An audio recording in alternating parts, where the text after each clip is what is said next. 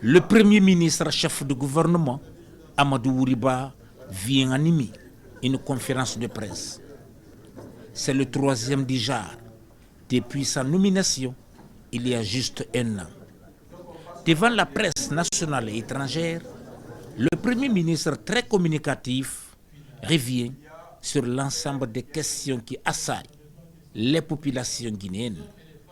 C'est ainsi qu'il déroule les projets de développement initiés par le CNRD en vue d'abréger la souffrance du Guinéen.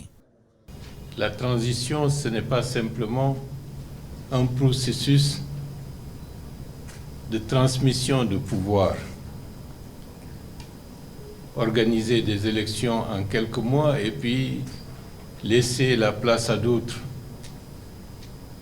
Pour certains pays, c'était possible, mais pour le nôtre, qui a connu, disons, des récurrences de crises, des transitions et des transitions, il fallait aller au cœur de la racine du mal pour trouver des solutions.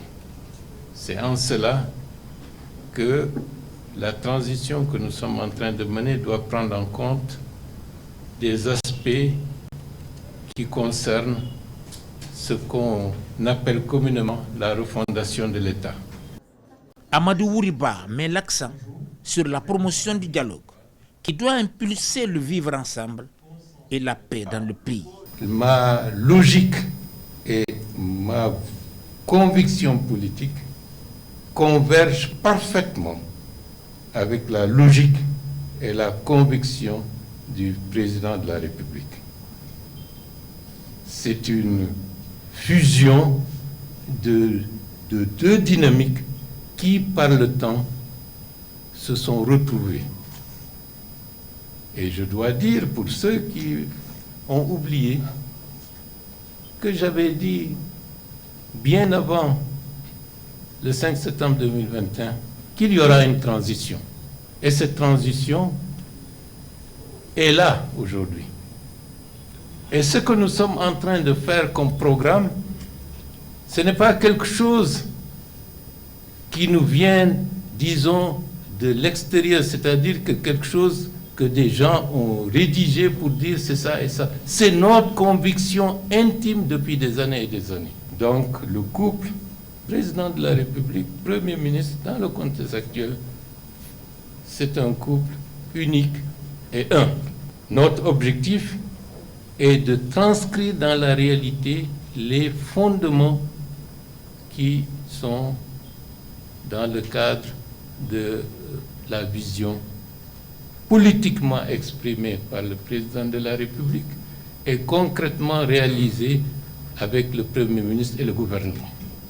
Nous sommes un attelage qui constitue le socle avec lequel la transformation de la République de Guinée va se faire. Avec ses allures oratoires et son énergie, le Premier ministre Amadou Ouriba s'appuie sur de nombreuses questions liées à la desserte en électricité, les réformes engagées dans le cadre de l'assainissement des finances publiques et la gestion du processus électoral avec la mise en place du PN-RAVEC.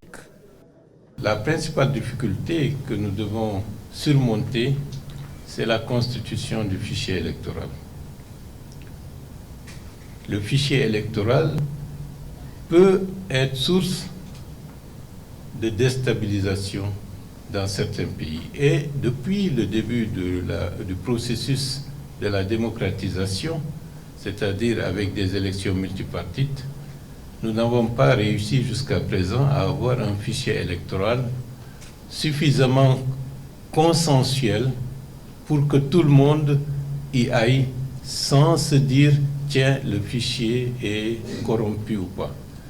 C'est la raison pour laquelle le fichier actuel est adossé au PN-RAVEC, c'est-à-dire au recensement administratif à vocation d'état civil.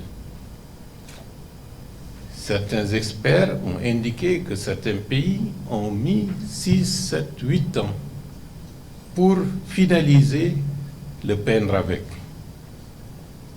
Nous sommes conscients de la difficulté, Et c'est la raison pour laquelle nous avons estimé que dans le contexte actuel, la constitution du fichier électoral doit être assujettie aux modalités de mise en œuvre du PNRAVEC. C'est-à-dire qu'il faut aller avec deux dynamiques qui permettent d'avoir le fichier électoral qui permettra d'être reversé au niveau du PNRAVEC en lui facilitant une large partie des activités qui doivent être uniquement consacrées au PNRAVEC. D'où le fait que les aspects techniques, qui sont des aspects techniques qui ne sont pas du tout courants, nous amènent à aller, certes avec prudence, mais en accélérant le processus. Plusieurs questions ont été posées au Premier ministre par les journalistes présents. Il s'agit entre autres des questions relatives à la justice, aux médias, à l'aménagement des barrages hydroélectriques, le cadrage macroéconomique, la gestion des partis politiques, le sport et le partenariat entre la Guinée et le Fonds monétaire international. Et pour les prochaines immersions, nous allons rendre visite aux autres maisons de la presse pour leur dire que nous ne voulons pas aller dans un sens en négligeant certains, mais nous mettrons en compte la nécessité de l'équité. D'ici, je dois dire à ceux de Zéro-Corée, on va leur remettre la même chose qu'à ceux de Cancan. Plus déterminé encore à impulser des réformes structurelles aux côtés du président de la République, le général Mamadi Doumbouya, le chef de gouvernement Amadou Ouriba contribue sans relâche à l'amélioration des conditions de vie des populations dans une Guinée unie et prospère.